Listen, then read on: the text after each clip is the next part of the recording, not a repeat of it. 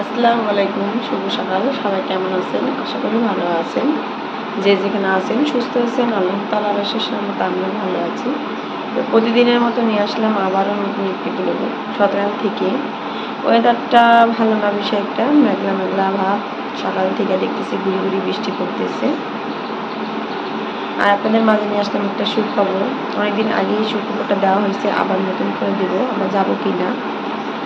তো ভাগ্নির বিয়ে already date পড়ে গেছে, কবে উঠিয়ে দিবে কালকে তা জানা গেছে।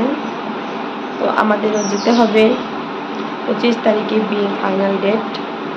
আর আমাদের তারা বলছে বুধবার দিন চলে যেতে। তো আমরা বুধবার দিন যাব। তো সবাই আমাদের জন্য দোয়া করবেন। দূরের পথ, দূরের রাস্তায় কখনো জার্নি করা হয়নি, প্রথম করব এতখানি দূরের রাস্তা। তো মনে মনে ভয় লাগতেছে। আর আমার গাড়ির কথা বিশেষ করে মনে পড়লে আমার মাথাটা ঘুমিয়ে দেয়। তো কি করব, কিছু করার নেই। যাইতে ইচ্ছে হয়, আবার ইচ্ছে হয় না। তো যেতেই নাকি হবে। ছেলেমেয়েরাও যাওয়ার জন্য স্থির আছে, তো এই জন্য যাব। তো সবাই একটু দোয়া করবেন, আমাদের এই সুন্দর সুস্থভাবে যায় পৌঁছাইতে পারি, আবার বাড়ির সুন্দর সুস্থভাবে আসতে পারি। আমাদের কাছে এটাই চাওয়া। তো ঘরের ভিতরে অন্ধকার। সকালবেলা হলো কারেন্ট চলে গেছে, মানে 5টার দিকেই হয়তো কারেন্ট চলে গেছে। আর ঘুমাইতে পারি নাই, কি যে অশান্তি গরম। অনেক কষ্টে ঘুমাইছি। চার্জার ফ্যান আছে, চার্জার ফ্যানে কিন্তু চার্জ হয়েছে, তারপরও না ঘুম মনে নাই যে চার্জার ফ্যান আছে, চার্জার ফ্যানে কারেন্ট চার্জ আছে। মেয়ে বলতেছে, মা আমার অনেক গরম পাইতেছে, অনেক গরম পাইতেছে। তো ওইটা বলতেছে যে কিরে, আমার না চার্জার ফ্যান আছে, চার্জার ফ্যান না চার্জ আছে। আর একটুখানি 15-20 মিনিটের মতো মনে চলছে, আবার যে সেই। তো একবার আবার কারেন্ট আসছিল, চলে গেছে, এখন আবার কারেন্ট আসছে। তো এই বিয়ে সকালটা গেল। 2 ছেলের এক ছেলেও হয়তো আজকে স্কুলে যাবে না। ভাত আছে, নাস্তাও বানাবো না, ভাত ভাজবো। তো দুঃখের বিষয়, কি করব বলেন, কিছু করার নেই। হাতে টাকা পয়সা না থাকলে যাও হয়, টাকা থাকলে কিন্তু মনে ফুর্তি লাগে, আনন্দ লাগে, অন্যরকম একটা ফিলিংস আসে। আর টাকা না থাকলে কিন্তু এটা মনের ভিতরে আসে না। তো টাকা পয়সা এরকম একটা জিনিস, থাকতে রাইখা খাইতে হয়, সঞ্চয় করে ধরতে হয়। আর আমাদের তো এমন টাকা পয়সা আহামরি নাই যে আমরা সঞ্চয় করে রেখে দিব। সবাই দোয়া করবেন আমার হাজব্যান্ডের জন্য, সে যেন ইনকাম করতে পারে। তার দিয়ে আমার সব আশা ভরসা, সব কিছু শখ আল্লাহ তারে দিয়েই।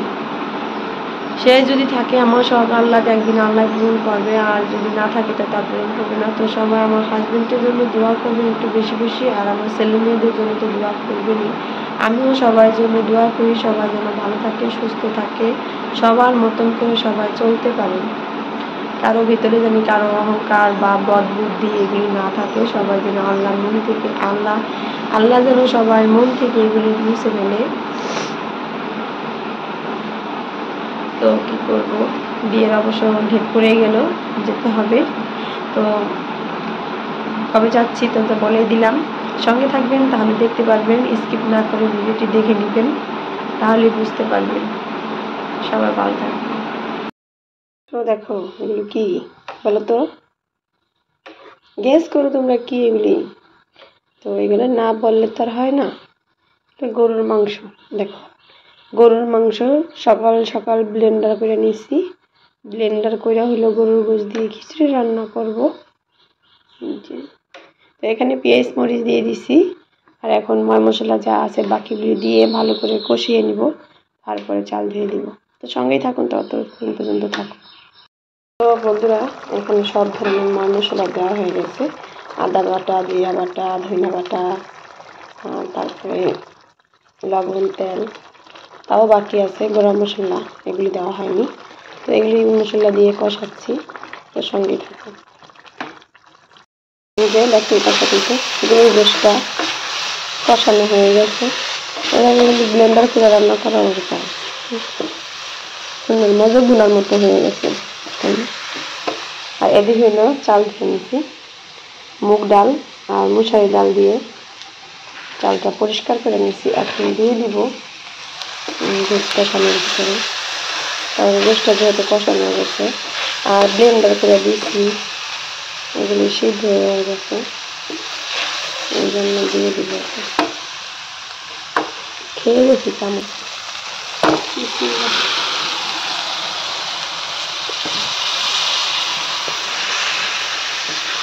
সকালটা রান্না, সকালের নাস্তা তৈরি করতেছি। প্রতিদিন রুটি বানাই, তো ভাবলাম আজকে খিচুড়ি রান্না করি। দেখো পানি দিয়ে দিচ্ছি, কষানো হয়ে গেছে।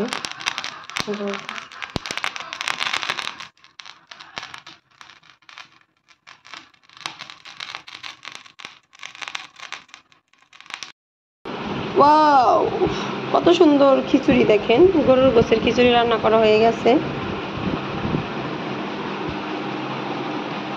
আর বাইরের দৃশ্যটা দেখতে বেশ ভালো লাগতেছে। এই হলো খিচুড়ি। ছেলেমেয়েরা কেউ এখন পর্যন্ত ওঠে নাই, তো আমি একটু নিয়ে দেখি খেয়ে কেমন হয়েছে।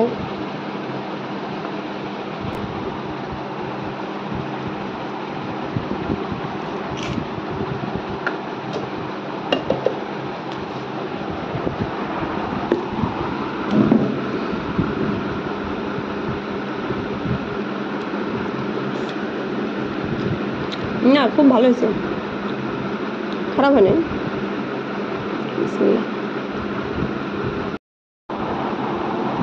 খাচ্ছি খিচুড়ি, দেখেন খুবই মজাদার খিচুড়ি। আপনারা এরকম গোস ব্লেন্ডার করে খিচুড়ি রান্না করে খাবেন, খুব ভালো লাগবে। আজকের ভিডিও এ পর্যন্তই। সবাই ভালো থাকবেন, সুস্থ থাকবেন। আল্লাহ হাফেজ।